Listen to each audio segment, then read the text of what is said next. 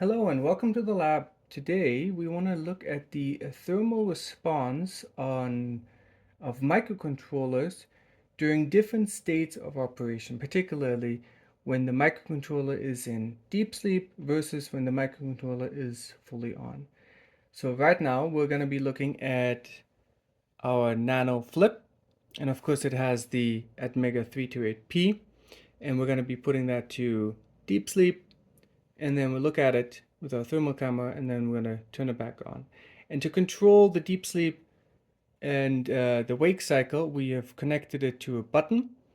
I believe that's on digital pin 2. And when we press the button, it's going to go in deep sleep. And when we press it again, it's going to go wake up. We got our thermal camera set up, pointing right at the Atmega 328, and we can see here that right now it's actually fully off. It's in thermal equilibrium, and we can see the thermal reflections. For example, here around the reset button is quite warm, but that's an artifact. That's not true. That's because it's a shiny metal. It's going to be reflecting. So keep that in mind for later, for when we do the next microcontroller. We will see that some things look warm, but they're not actually warm. So we just have to filter that out in our minds. So right now we can see on here that things are off, right? We can see the microcontroller right here, and it is pretty much at equilibrium with everything else around it. So the first thing we're going to do is we're going to plug it in, and there it is. So you can see that it's I think some things warmed up a little bit there, and then we could see that it was just momentarily. Oh, so here it is. So now it's rapidly flashing. We can see in the wake state, we programmed the LED to flash on pin 13. And we can see that the Atmega 328 is warming up. Right, we can see that here. And soon it's going to be the warmest spot. So what we got, it's about 26 degrees Celsius, and there's some error with this thermal camera. I believe it's 1 or 2 degrees Celsius. So keep that in mind. You know, we're looking at rough behaviors. This is not super precise, but we can see that the Atmega definitely is getting warm.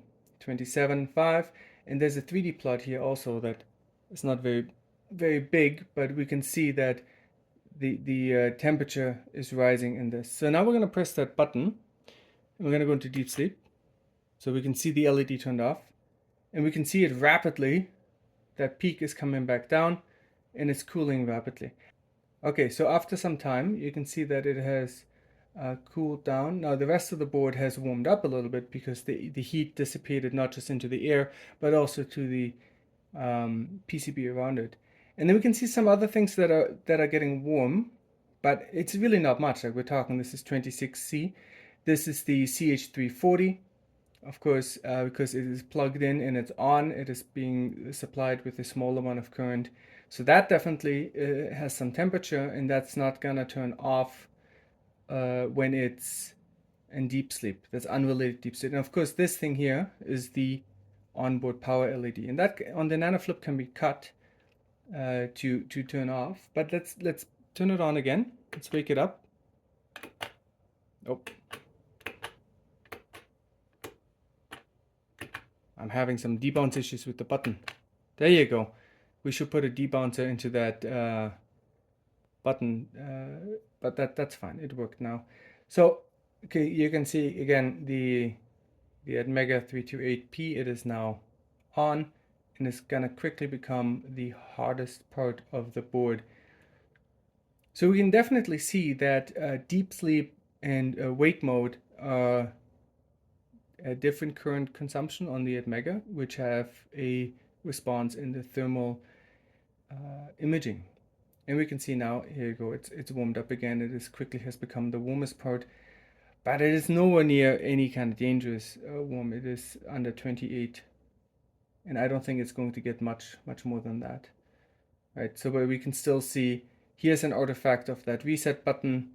This is actually not true, so we know that that is not true, but we know that and you can always tell, you know, you can tell the metal, shiny metal parts, but here we can see the CH3 40 is still warm, and of course that button. So one more time we're going to turn it off. So the LED has turned off. We can see it's no longer flashing, and we can see that heat just dissipating very quickly and is going into the PCB itself. Now that's very interesting to see and how this is all working. But for the Nano Flip, deep sleep is really not that great. This board is not designed to be very efficient in deep sleep. Of course, we've got a linear voltage regulator here, which can be good for deep sleep, but we have a better board for this. So let us remove this board. Okay, we have a different board that we will look at, and that is the ESP32 microWatt, of course, with the ESP32 chip. So this guy here, we have designed with a buck converter, which is very efficient. So during deep sleep, this thing does not burn much energy. There's no onboard LED that has been removed, but there is an LED that can be triggered on pin 13. Okay, so what we've done is we've removed the can on one of these so that we can see better the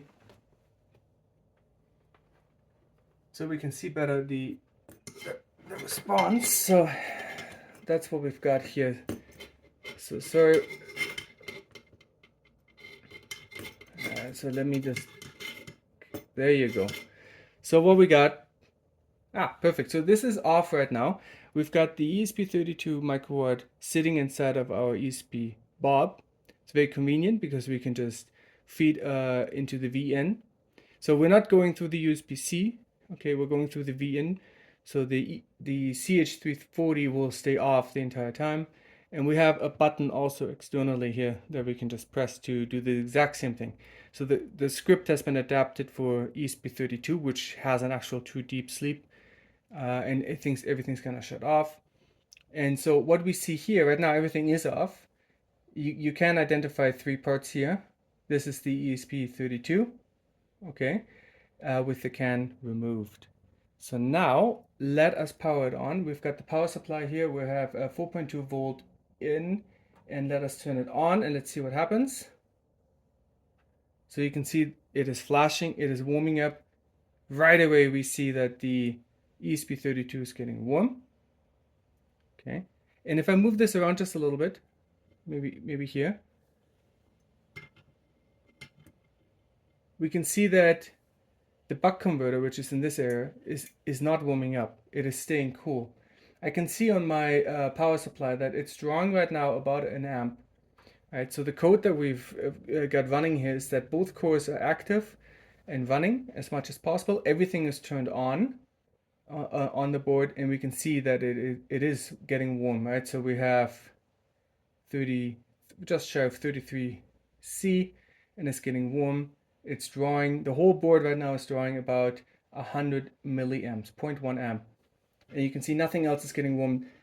The buck is not getting warm, so that's great. And the CH340 is not getting warm, unlike with the Nano, it's always on. On the ESP32 microWatt, if you power from the VN pin, from an external battery, for example, then the CH340 remains off because you don't need it. If you're powering this from a battery, you don't need it. So now let us go into deep sleep. So the light is stopped. It is going to deep sleep, and you can see that heat is starting to dissipate, right? The 3D image isn't that great, but we can see that it starts to dissipate. And it's going into the surrounding PCB and into the surrounding components. But we can see the peak is already somewhere else. And here on this guy, we've got 28.5, and it's cooling down. Everything else is warming up. So it's becoming in equilibrium. So now we're gonna wake it up again from deep sleep. Oh, one other thing I want to mention. How do we know that it's in deep sleep? Well, we can see on our current draw for the power supply, it is reading 0.000 amp. So it is less than 1 milliamp. And we can measure this much more precisely with a different tool. Actually, maybe we'll do a video on that. But it is drawing in the micro amps of current right now. It is less than what the power supply can even read. Right, so we know that is in deep sleep. And so we're going to wake it up again. Also, we need to put a debouncer, I think, on this button. There you go. So now we can see that it's on, and it is definitely getting warm again, right on that ESP32 I see, and it is drawing again just around 100 milliamp. So that's very neat to see. We often talk about deep sleep and active sleep when we're building IoT devices, but it's very neat to see the actual thermal response from those. And the ESP32 is definitely a great choice for anything that you need deep sleep. So if it's a battery operated application, this is a great board to use because it runs very, very low. Actually, that's the name of the board, is microWatt, because in deep sleep you're drawing microwatt. And the Nano Flip is also interesting to see that the Atmega 328P warms up and cools down during active and deep sleep. And this is basically what we wanted to show today, the thermal response in deep sleep and in active mode. There you have it. Thank you very much for watching.